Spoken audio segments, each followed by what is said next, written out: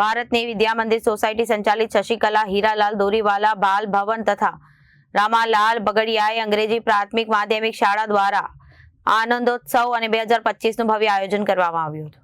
સુરતની વિદ્યા મંદિર સોસાયટી સંચાલિત શશિકલાબેન હીરાલાલ દોરીવાલાના બાલ ભવન તથા રામલાલ બગડિયા અંગ્રેજી પ્રાથમિક માધ્યમિક શાળા દ્વારા આનંદ ઉત્સવ 2025નું આયોજન કરવામાં આવ્યું હતું. 450 જેટલા વિદ્યાર્થીઓ આજે અલગ કૃતિઓ રજૂ કરી હતી, જે જોઈને સૌ કોઈ મંત્રમુગ્ધ થઈ ગયા હતા.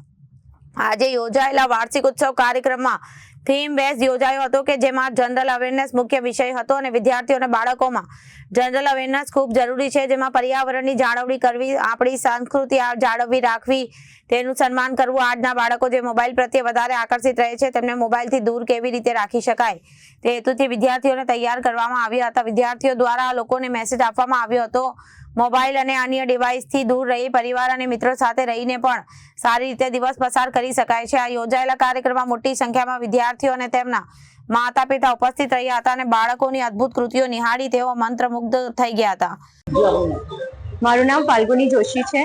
હું Ramlal Bagadiya primary school English medium અને એસએચ દોરીવાલા બાલ ભવન ઇંગ્લિશ મીડિયમના આચાર્ય તરીકે કામ કરું છું. આજે મારું એન્યુઅલ ફંક્શન છે. અમને ખૂબ આનંદ અને ઉત્સાહથી અમે આજનો પ્રોગ્રામ સેલિબ્રેટ કરી રહેલા છે. લગભગ 400 થી 450 છોકરાઓ અમારા પાર્ટિસિપેટ થઈ રહેલા છે આજે, અને પેરેન્ટ્સના બી ઘણો ઉત્સાહ જોવા મળી રહેલો છે આજે અમને. અમારું આજનું પ્રોગ્રામ એક થીમ્ડ પ્રોગ્રામ છે, જ્યાં જનરલ અવેરનેસ લાવવા માટેનું અમે આ પ્રોગ્રામ એન્યુઅલ ફંક્શન પ્લાન કર્યું છે.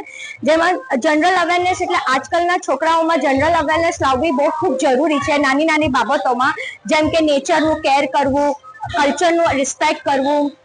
આજકાલના આ ગેજેટ્સના જમાનામાં છોકરાઓ ઘણા સમય પોતાનો ડિવાઇસ સાથે ગુજારી રહેલા છે, ભણવાનું સાઈડ પર મૂકેલું છે.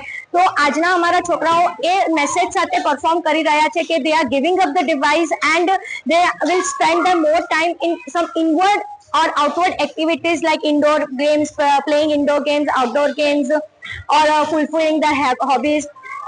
અમારા આજની છોકરીઓ ખૂબ ઉત્સાહ સાથે સ્પોર્ટ્સ માટે પણ પરફોર્મ કરી રહી છે. આજના આપણે ખબર છે કે ભારત દેશમાં અત્યારે છોકરીઓ ઘણું જ girls are doing very well in the sports. અને લાસ્ટ અમારા છોકરાઓ આજે કન્ટ્રીના emotions they are performing for the showing the emotions and love for our country. આના સાથે I would like to end by saying that SH Doriwala Bal Bhavan Primary School and Ramlal Bagadia English Medium Primary School is committed providing quality education and will continue celebrating such events for the upliftment of students. Thank you. Bureau Report, Janadesh News.